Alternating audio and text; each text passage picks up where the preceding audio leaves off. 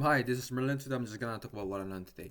Um, the really interesting what I learned even this week was like computer architecture, like MIPS, and it's like kind of like other computer architecture x86 or ARM.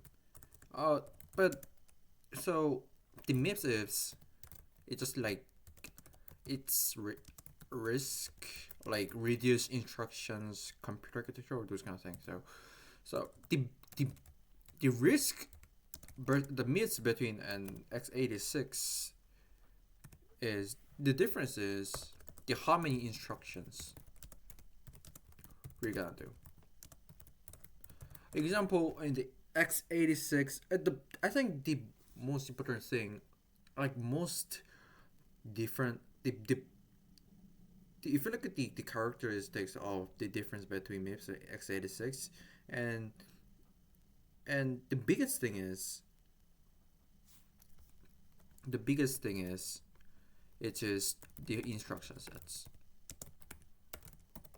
So if you have experience about like using some kind of assembly, instruction is just like it's very simple. It's just the you have to tell your computer to do whatever stuff, and that's called instructions. And this instruction is really important because when you have like when trying to directly like communicate with the hardware, you have to know about some kind of instruction set. So example like x86 MIPS. So X is the MIPS is like the biggest thing is the MIPS are like really lightweight of the instructions. Example, x86 had ripped. It also like ripped, move, and those kind of thing. And this also means that it's just like using for loop, and inside this for loop, there's some kind of like moving some kind of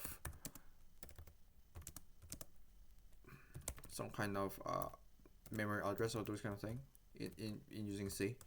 And if you look at but if you look at how MIPS using like they translate this rip move into some kind of their instruction is like they even like using for loop and put the memory new data on newer memory like also in the memory this requires to make a for loop and track the get the data that target the target data and assign it, and you have to care about some kind of arrest pointer.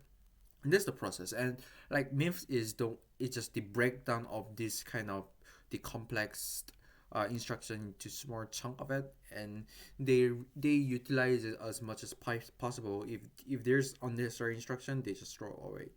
And and you might give question that, well, that could be making more instructions, right? But actually, the more instructions, so more instructions also means that there's gonna be a high possibility of to optimize it. So what do you mean by that? So I'm an engineer. So what I feel like this kind of thing is like all the instructions and break down into some kind of smaller instructions is also could see as some kind of module separations. If your code, if your software, whatever, have some kind of huge dependency, you were able to not do those kind of like optimization and whatever stuff because there's so many huge dependencies. Right? If you make changes, there's gonna be new changes. So that's really hard to do um, the optimization. But even this kind of computer architecture industry are starting also validated. And to recap again, so instructions is really important because the reason why instructions is really important because the instruction set is is just these also represent the how a computer architecture do like x86 had their own instruction set and MIPS had their own instruction sets. So also the most important thing you have to learn about is the breakdown of the x86 instruction is also called micro ops. So you commonly call this instruction set in MIPS also as micro ops, and if there's like compression optimization of it, it's called micro ops fusions. this kind of thing. This is kind of really how it goes, but my really biggest question is, even though MIPS is really good, there's huge performance advantage of it, but I really feel that x86 and ARM is quietly used now in the industry rather than MIPS. I never saw like the Linux using MIPS. They using x86 and Mac using ARM. And I don't know why we have to learn about some kind of MIPS. Even understanding x86 requires a lot of time, and yeah, it really takes a lot of time to understand how x86 looks like, because there are like huge diagram. There's also the register of it, general purpose of the register, and specific purpose of the register, and those kind of thing. But why we have to learn about MIPS? But I don't know why. It's not practical for me.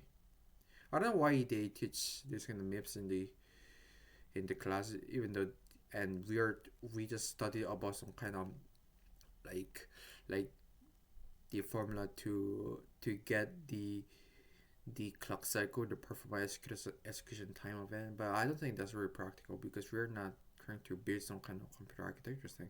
So I don't know why it's really necessary. So I think this is it. Have a nice day. See you next time. Bye bye.